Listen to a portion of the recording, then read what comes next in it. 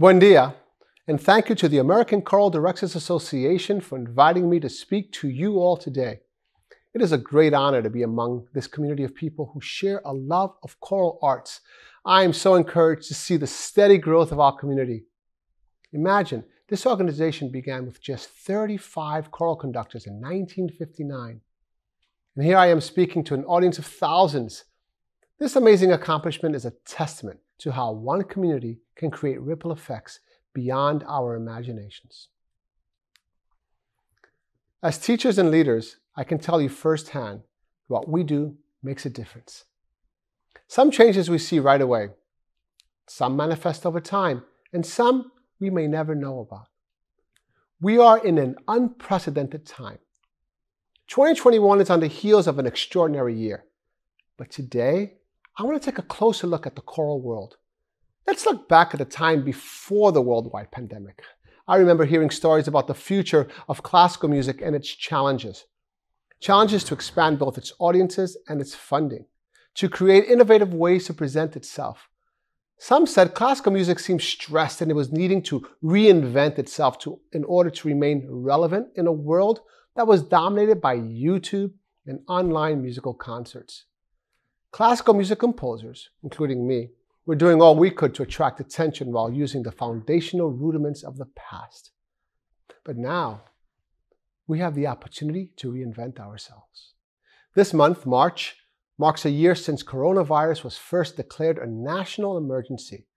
New York City's public schools were closed, and then Broadway, and then all our stores, causing many of us to go into lockdown. And children were isolated in their homes, unable to socialize with other children. Then, this past summer was one of the most challenging times for us.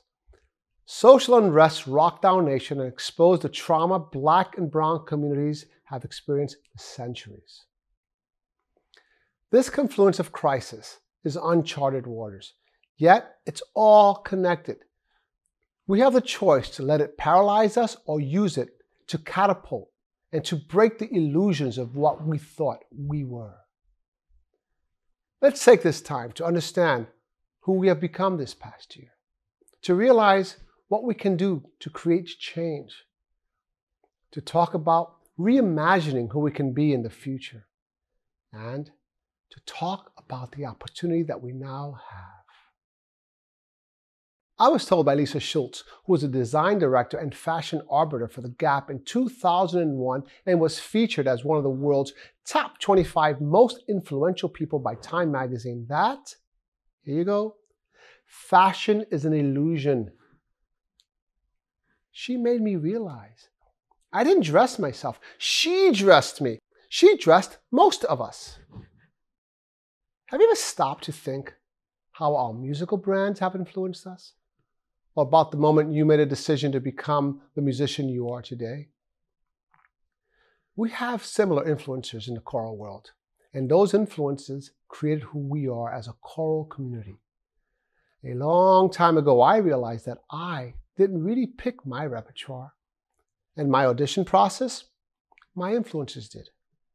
That was my turning point. From there, I started to expand my scope to gain many other points of view and sources of inspiration.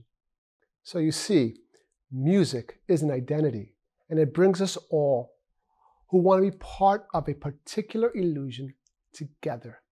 And it is very hard to break once you make your choice. Because of the lockdown, I had an opportunity to be more reflective. This past year, I learned that we still had a lot to learn as educators and leaders. Despite the fact that YPC, my children's course, for example, was built on the premise of rooting out poverty and dispelling racism through diversity, I still had a lot to learn from our own children about what diversity, equity, and cultural sensitivity means to them. The world is changing, issues evolving, and our youth were growing more aware about the kind of world they want to live in, a more just world.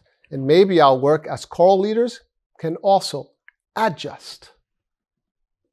Our choristers of all ages are asking for the space for the space to express their views, and we should allow ourselves the ability to hear them. My program at YPC originated as a space for diversity to flourish, yet I must continue to evolve and listen and learn more. The world is wide enough for all our music to be heard, for all our voices to be heard. Music is meant to be shared, enjoyed, and sung by everyone. The more we do so, the more we learn, and the more we appreciate and are influenced by the cultures they come from. Of course, we must always give credit to the creators of the music we share and honoring and respecting their cultures by performing them as they were intended. When we view music in this light, we understand that musicians are also teachers. My first teacher was my mother. She wrote and recited poetry, and she sang songs from the Dominican Republic. Quisqueya la tierra de mis amores, de suave brisa y lindas flores. She taught me to dance. From merengue to ballet, she inspired me to play the piano and sing and write songs. As a son of immigrants, my mother from the Dominican Republic and my father from Haiti, growing up in low-income housing in New York City, I did not have the capacity to connect with people outside of my own community. I never imagined a life in which I could socialize with people from different backgrounds. But music was a bridge. This music was my passport to the richness of humanity and understanding. It became a part of me. Eventually, though, in my late 20s, I let the fog of my classical illusions fade. And I chipped away at the layers of humanity that are not easily seen and ventured to seek and delve deeper into the diverse musics. This past year, as I took a sort of gap year, I let my loyalties dissipate even more and took time to listen. I took time to see why so much was being questioned from the diverse communities we all live in or near.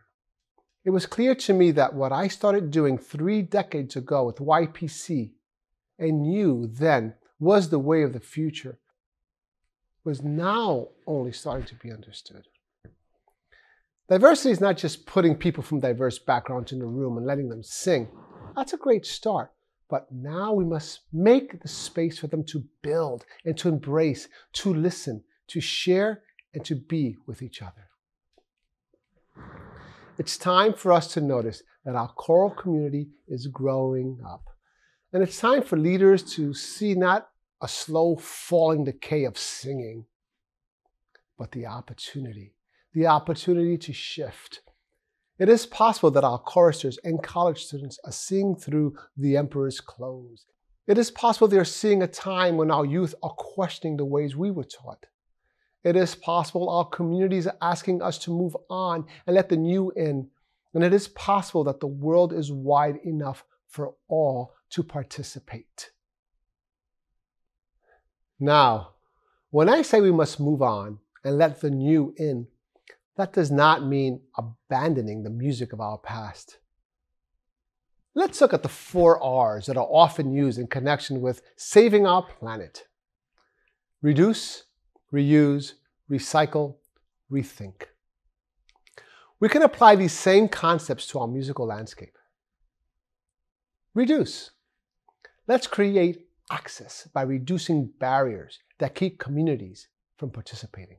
Reuse. We can perform standard repertoire through the sounds of new, diverse voices. Recycle. We must find ways to make new art forms and creations from old traditions. Rethink. It's time to consider the impact your actions have on society, not just your community.